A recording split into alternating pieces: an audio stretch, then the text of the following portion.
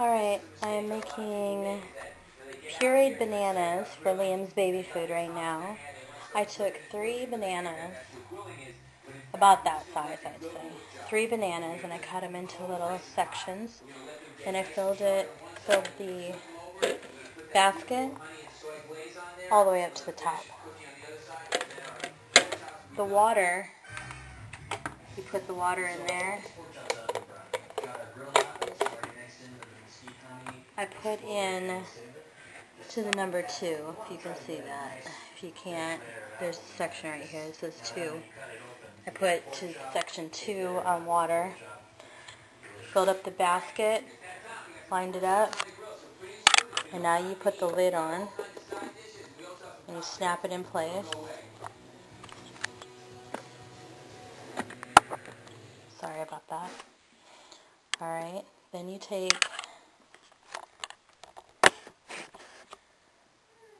the container and you slip it on here like this, snap it into place, like that, and then right down here you turn it to steam, and the light's on right now, and when the light turns off, everything is steamed perfectly to be blended, and then once it's done steaming, I will dump the basket into the blender part and I'll puree it. And we'll get to that part in just a minute. 15 minutes later, the light goes off. And all you do now is turn it back to 0.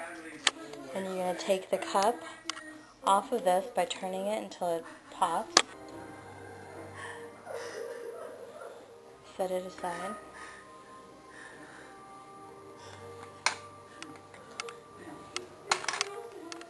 Be careful because there's a lot of steam. But this is what the steamed bananas look like after. Pretty much ready to be mushed. So then you just take this here and you dump it back into the cup. On this particular one, because I only put the water in at line 2, I left the liquid in there. But if you put it in at line 3, it's probably recommended that you take the liquid out of the cup before you put the fruit back in the cup, and then you add the liquid in as you go. On this one, you put the lid down here, and then you put the cup lid back on.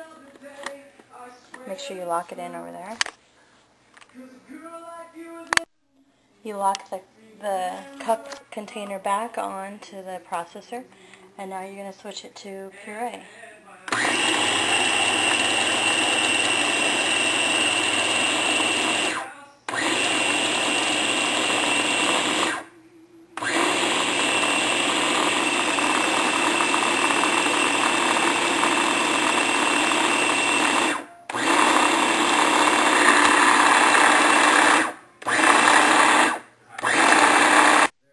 This is the final product of the pureed banana. So then I'm just going to scoop it into these cups and up to the 2 ounces right there, and then it'll go into the little trays for it to be frozen.